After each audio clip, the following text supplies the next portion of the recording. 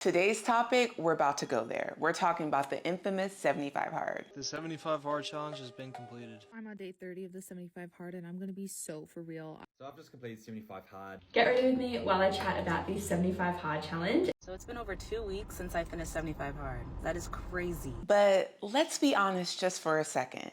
How many times have we seen people tweaking the rule? I'm doing 75 hard, but my version of 75 hard. Or I'm doing 75 soft instead. Tomorrow I'm starting my own version of 75 hard in preparation of my anniversary trip to Mexico. I feel like ruffling some feathers. You guys have to stop doing 75 hard. On day 39 of the 75 hard, I decided to quit. All right, I'm attempting 75 hard, my version 50 hard. I know you've seen it, and hey, I'm not here to shame anyone for the choices that they make. This isn't about making you feel bad, but. We need to have a real conversation why people feel the need to change a challenge that's meant to be hard. Actually completed 75 hard myself. Put that on my own mama, on my hood. I look fly, I look good. So this is why I'm speaking about this. Let's start with the facts. 75 hard was created by Andy Frisella in 2019. I'm a regular fucking dude. I am just like you.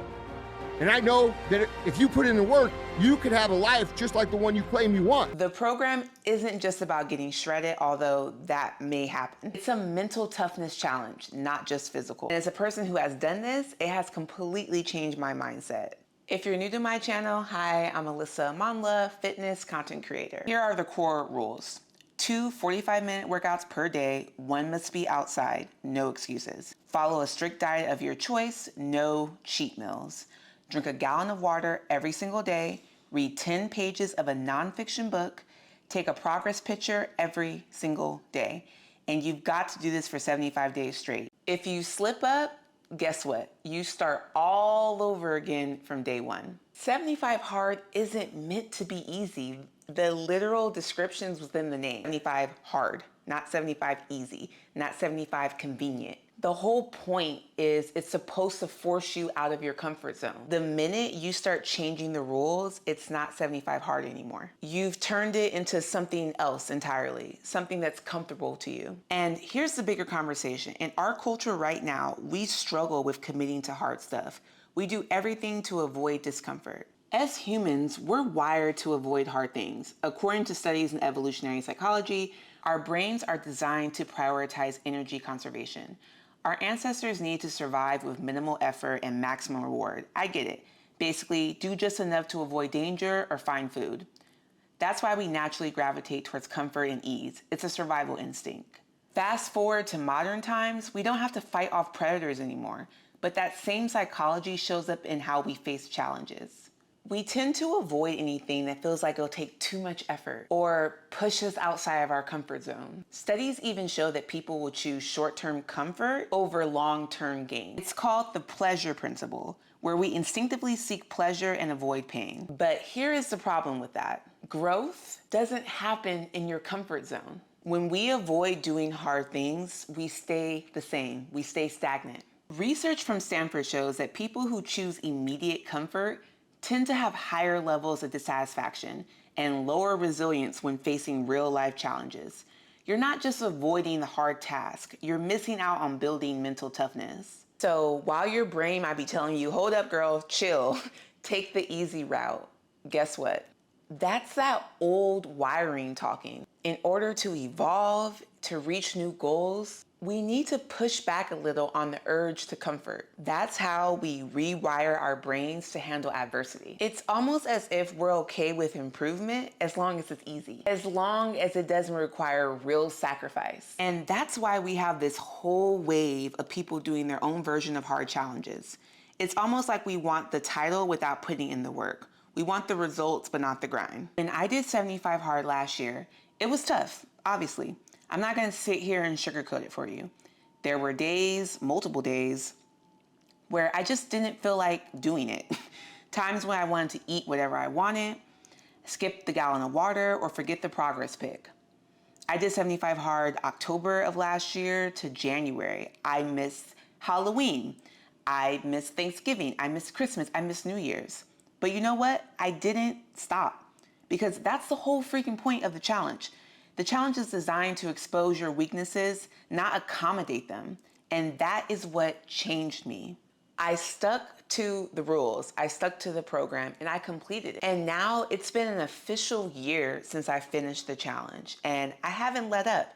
I've lost a total of 60 pounds in a year. 60 pounds, you guys, naturally. This is me when I started 75 Hard, over 235 pounds, and this is me now, 60 pounds lighter. And the weight loss is incredible, but what it gave me is far more than just the physical. It taught me discipline, grit, and the ability to keep going when I really don't feel like it. That's the power of 75 Hard, and that's why I'm so passionate about sticking to how it was designed. And before anyone starts, and I wanna have a discourse with you guys, to be honest, but I already know what some of you are gonna say. You're gonna say, Alyssa, everyone's different.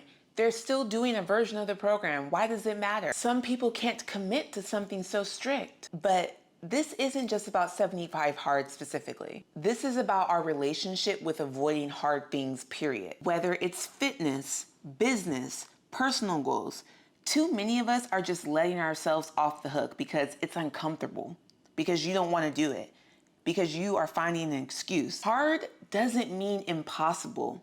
Hard means challenging. It means growth. When we avoid hard things, we stay stagnant.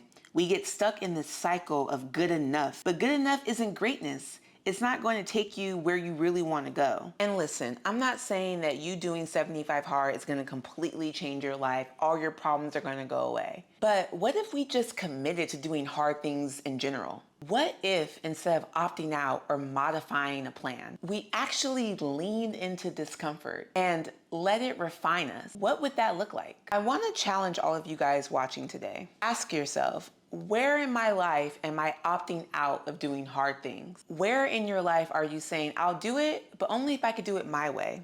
Only if it could be comfortable for me?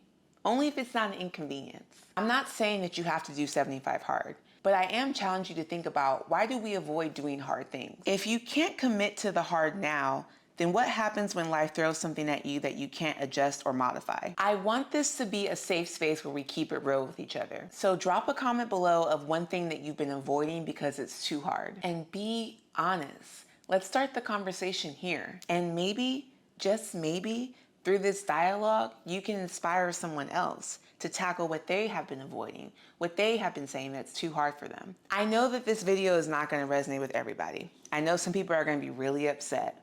But I think for the ones who embrace challenges, embrace growth, embrace new things, that this is a bit of a gut check. I just want to set a reminder that the easy route may feel good in the moment, but I truly believe, and you can disagree with me, that's fine, but I do truly believe that a hard route really does help build resistance, really helps build character, really helps you get closer to your goals. For me personally, I had been doing easy a very long time.